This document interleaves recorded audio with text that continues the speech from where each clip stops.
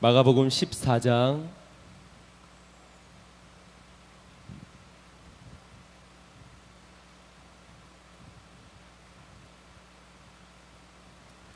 3절에서 9절까지 말씀입니다. 찾으셨으면 3절에서 9절까지 교독하겠습니다. 예수께서 베다니 문둥이 시몬의 집에서 식사하실 때에 한 여자가 매우 값진 향유 곧 순전한 나드 한 옥합을 가지고 와서 그 옥합을 깨뜨리고 예수의 머리에 부으니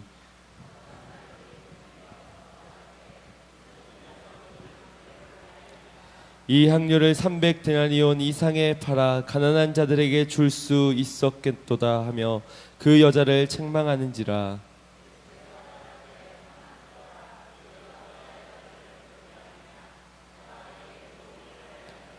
가난한 자들은 항상 너희와 함께 있으니 아무 때라도 원하는 대로 도울 수 있거니와 나는 너희와 항상 함께 있지 아니하리라.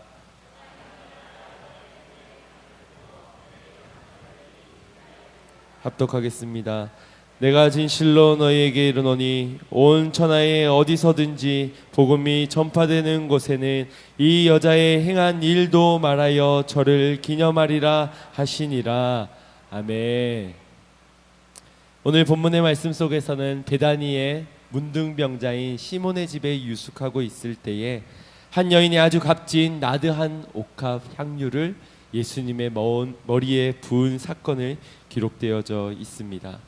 다른 복음서에는 여인의 이름이 나오지 않고 있지만 요한복음에는 그 여인의 이름을 마리아라고 밝히고 있습니다. 그녀가 드렸던 나드 그 금액은 300데나리온이 넘는 향유 옥합이었고 1인 노동자의 삭슬 10만 원으로 환산했을 때 우리의 가치로 3천만 원이나 되는 큰 매우 비싼 물건이었습니다. 당시에는 그 나드를 통하여서 사람이 죽었을 때 그 시체에 바르는 향유로 혹은 시집을 갈 때 그가 가지고 갔던 가장 귀한 물품 중에 하나로 바로 이 향유 옥합을 준비되었던 그런 시대였습니다. 제자들은 이 향유 옥합을 깨뜨리는 그 여인을 향해서 매우 흥분을 하고 있습니다. 그들이 흥분한 이유 그리고 마리아를 비난하는 이유를 존 스펄전 목사님은 두 가지로 설명을 하셨습니다. 첫째는 거액을 썼다라는 이유여서 있습니다. 귀한 손님을 대접하는 것은 마땅한 일이었습니다. 당시에 손님이 오면은 굉장히 잘 대접을 하고 지금도 그곳에서는 지나가는 나그네도 굉장히 많이 대접을 해주는 그런 문화가 있습니다. 지금 당시에 대접했던 인물은 제자들의 스승이었던 바로 예수님을 향한 대접이었습니다. 그럼에도 불구하고 상식 밖에 너무나도 큰 금액을 들였다는 것이지요. 상식선에서 적당한 예를 갖추고 적당한 상식을 가지고 베풀었다면은 우리가 이해할 수 있고 우리가 받아들일 수 있지만 그러기에는 너무 값비싼 것을 그 앞에 깨뜨렸다는 것입니다. 둘째로는 그 큰 거액을 단 한 번에 소비해 버렸다는 것입니다. 적당히 몇 방울 붓는 것으로 끝나지 아니하였고 돈으로 주지도 아니하였고 돈으로 주었다면 예수님과 함께 가난한 이들을 넉넉히도 도와주실 수 있었을 텐데 그리고 제자들인 우리도 넉넉히 먹을 수 있었을 텐데 하는 그런 아쉬움에서 다시 주워 담을 수도 없게 부어버리고 깨트려버린 것을 낭비하고 허비하였다는 이유로 그 여인을 비난하고 흥분을 하고 있습니다. 우리는 헌신을 드리면서 나와 반대되는 의견에 부딪히게 되면은 보통 두 가지의 반응을 보입니다. 긍정적인 반응으로는 나는 그래도 끝까지 이 헌신을 했던 장면을 나는 후회하지 않습니다. 나는 다음에 똑같은 상황이 온다 하더라도 나는 똑같이 헌신을 할 것입니다 하는 사람이 있는가 하면 또 다른 사람은 아차 미처 내가 그것까지 생각을 못했군요. 실수였습니다 라고 하는 경우가 있다는 것입니다. 우리는 이 두 가지 반응을 볼 수 있지만 대부분의 사람들은 후자의 후회하는 반응을 보이게 됩니다. 믿는 사람이지만 헌신한 후에 여러 가지 사람들의 반응들을 본 후 후회하고 헌신의 모양이 변질되는 경우들을 보게 된다는 것입니다. 사역을 하다가도 문제가 생기면 우리는 어떠합니까? 언제든지 그 사역의 자리를 박차고 떠날 준비가 된 사람들 아닙니까?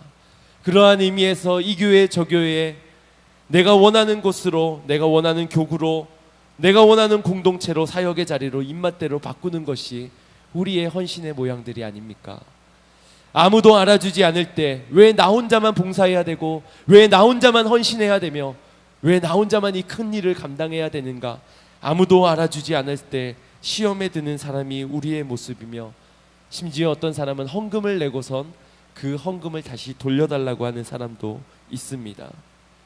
옥합을 깨뜨렸지만 금세 후회하고 다시 돌아가기를 원하던지, 아니면 다시금 깨트리지 않으리라, 내 인생의 단 한 번의 그 옥합으로는 끝이다, 내 인생에 더 이상의 큰 헌신은 없다라고 다짐하고 결단하는 사람도 있다는 것입니다.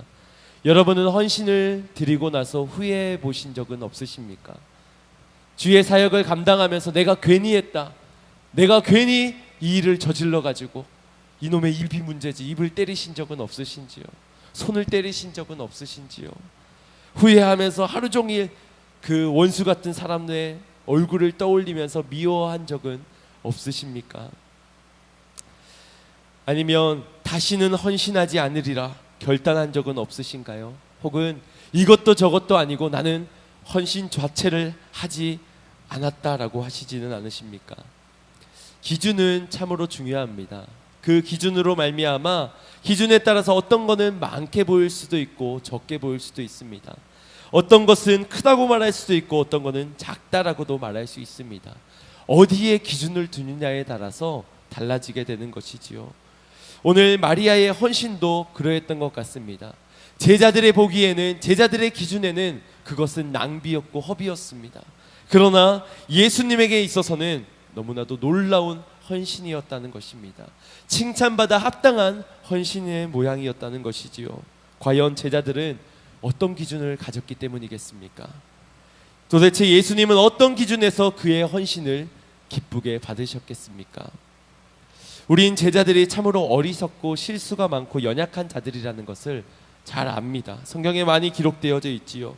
그래서 제자들의 주장이, 그들의 주장이 잘못된 것이라고 그렇게 생각하고 계십니까? 혹은 예수님은 받는 자의 입장이기 때문에 자신에게 준 헌신의 모양이 다 좋게 보여서 그렇게 칭찬을 한 것이라고 생각을 하십니까?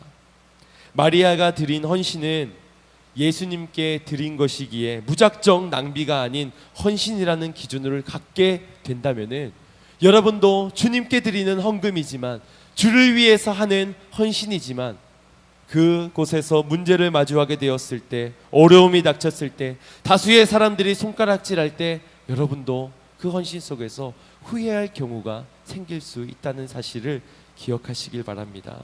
그러면서 어떤 이는 다시는 헌신하지 않으리라는 맹세까지도 할 수도 있다는 것입니다. 먼저 분명한 기준이 우리에게 있어야 할 것입니다. 헌신에 대한 분명한 기준을 가져야 할 것입니다.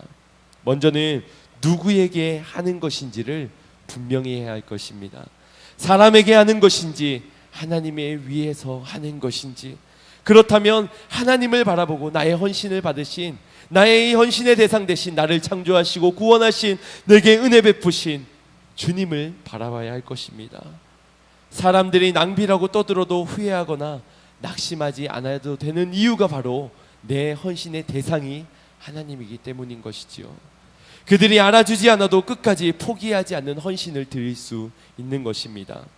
그렇게 먼저 누구를 위한 헌신임을 분명히 했다면, 그 다음엔 이제 주님이 나의 헌신을 받으실 만한 내가 헌신을 드렸는가를 바라봐야 할 것입니다. 하나님이 3천만 원을 좋아하는 분이 아니라는 것이지요. 하나님이 꼭 향유옥합 그것을 깨트려야만 기뻐하시고, 향유옥합씩이나 줘야지만 주목하시고 기뻐하는 분이 아니시라는 사실입니다. 마리아가 드렸던 헌신은 어떤 헌신이기에 예수님이 그토록 주목하시고 칭찬하셨을까요? 세 가지로 나누어 보기를 원합니다. 먼저 첫 번째는 상식을 뛰어넘는 목적 있는 헌금이었다는 것입니다. 제자들의 주장도 일리가 있는 말입니다. 가난한 자들을 돕는 것도 너무나도 좋은 일이지요. 지극히 상식적인 말입니다. 공감이 되어지고 이해가 되어진다는 것입니다. 충분히 말할 수 있는 일리 있는 주장이지만 마리아는 옥합을 깨트린 것을 후회하지 않았습니다. 남들도 할 수 있는 혹은 남들이 하고 있는 평균의 헌신의 모양이 아니었기 때문에, 그는 드려져야 하는 분명한 목적을 가지고 있었기 때문에 후회하지 않았다는 것입니다.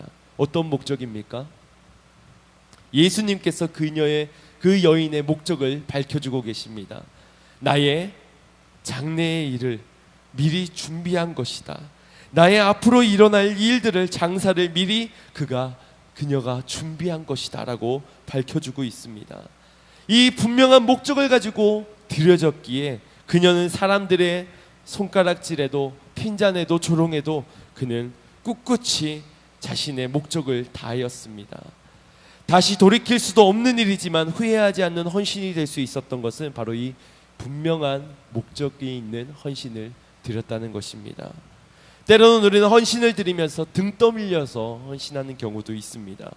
또 주님께 드리지만 억지로 인색한 마음으로 드려질 때도 있다는 것입니다. 왜? 사람의 시선이 보이기 때문에. 왜? 내가 가진 직책이 그 정도는 해야 될 것처럼 여겨지기 때문에. 그러니 사람들의 책망이 앞설 때는 깊이 생각해보니, 정신을 차려보니 아차! 실수였구나. 아이고, 정신을 차려보니, 다시 한번 돌아보니 아차! 후회하는 것입니다. 그러나 마리아는 주님께 드릴 수 있어 감사한 자의 모양이었습니다. 아니, 더 드릴 것이 없는지 자신의 삶의 모양을 아마 돌아봤을 것입니다. 그래서 가장 귀한 것을 주님께 드렸을 것입니다. 이토록 하나님이 기뻐하실 후회 없는 뜨거운 사랑의 헌신, 목적이 있는 헌신을 주님께 드리기를 간절히 소망합니다. 두 번째 헌신은, 그 마리아의 헌신은 복음의 빚진 자의 헌신이었습니다. 마리아의 헌신이 단지 다가올 예수님의 죽음을 애도하는 마음이 전부였을까요? 아닙니다. 십자가의 죽으심은 곧 자기 자신을 향한 사랑이기 때문이라는 것을 알았기 때문에 그 생명의 빚진 자의 마음을 가지고 예수님의 장례를 준비한 것입니다. 또한 예수님은 자신의 사랑하는 오빠를, 나사로를 살려주셨던 분입니다. 그리고 주님께서 지금 십자가의 길을 걷는 이유 또한 오빠를 살려주셨듯이 나 또한 그렇게 살려줄 것을 믿는 마음에서, 나를 대신해서 죽음을 당한다는 그 복음의 빚진 마음으로 그는 헌신을 드렸던 것입니다. 나를 살리신 사랑, 십자가의 사랑, 복음의 빚진 자에 드려지는 눈물의 헌신을 주님께서 기쁘게 받으심을 믿으시기 바랍니다. 우리 모두는 복음의 빚진 자들입니다. 믿으십니까? 그래서 우리의 복음이 아깝지 않는 거예요. 아유, 조금 덜 낼 걸 그랬나? 아유, 조금 덜 열심히 할 걸 그랬나? 중간만 가도 되는데, 사람들 눈에만 띄면 되는데. 그렇게 후회하지 않는 것은, 그러기에는 우리가 받은 사랑이 너무나도 위대하다는 사실입니다. 우리의 헌신은 받은 감격 가운데 마땅히 드려야 할 바를 드리는 헌신이 되기를 간절히 소망합니다. 마지막 세 번째입니다. 세 번째는 나를 깨어드리는 헌신입니다. 부자가 가난한 사람에게 가진 것을 조금 나누어 줄 때 그의 마음에 갖는 마음은 동정의 마음입니다. 긍휼히 여기는 마음이 있습니다. 그러나 혹시 우리의 헌신의 마음에서 이러한 마음이 있지는 않으신지요? 에이, 이 정도, 그래, 요 정도는 해줄 수 있지 뭐. 에이, 그래, 내가 은혜 받았는데 요 정도까지 것, 내가 아니면 안 되지. 그래, 하자, 헌신하자. 이러한 동정의 마음과 긍휼의 마음으로 주님께 드려서는 안 될 것입니다. 미랄이 땅에 떨어져 적당한 헌신을 가지고서는 생명을 탄생할 수 없다는 것을 기억하시길 바랍니다. 미랄은 땅에 떨어져 썩어져야만 새싹을 틔우고 열매를 맺을 수 있다는 사실입니다.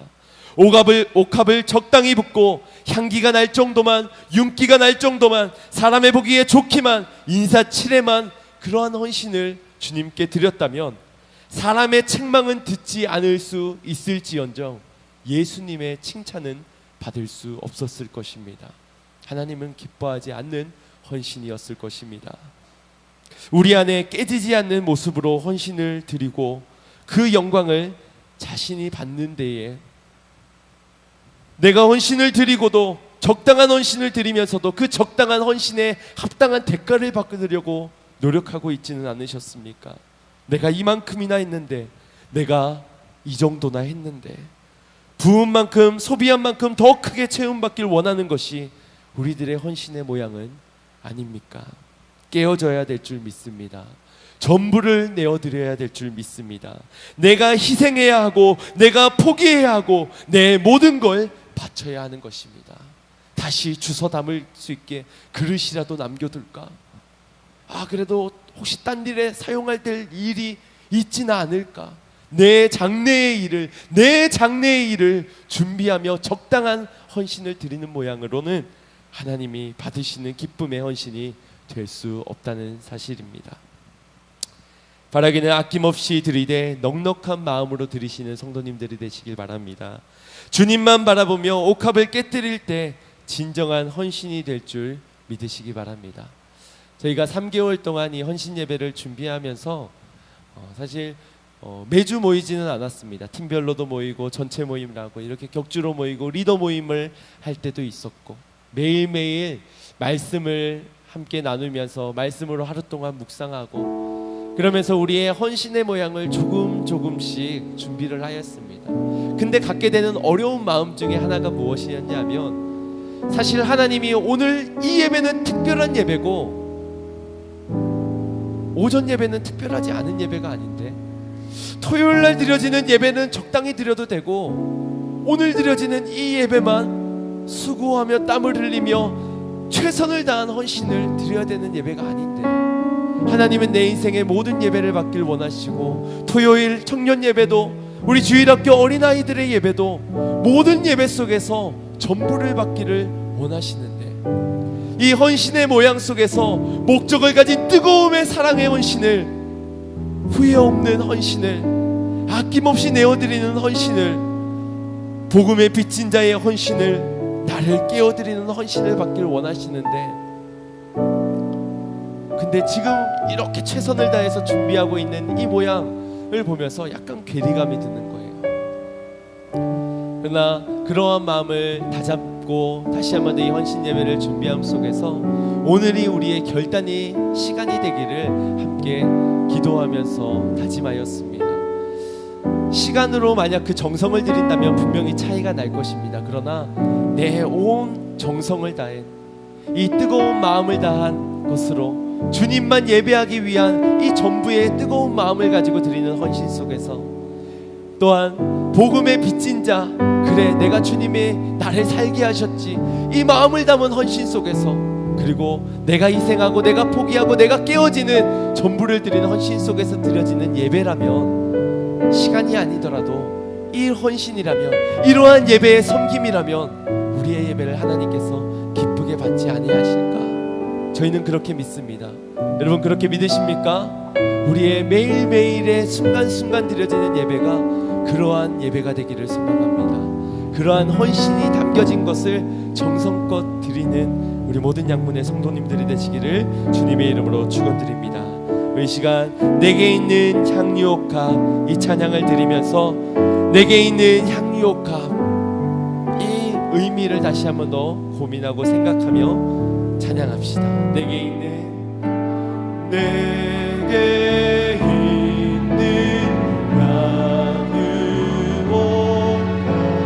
주께 가져와 그 발 위에 힘 맞추고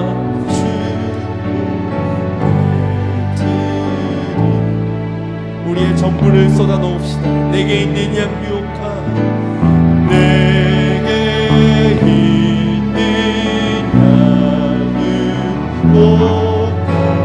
주께 가져와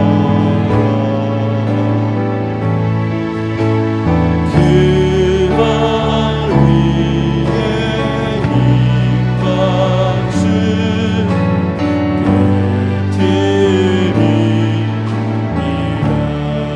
나를 위해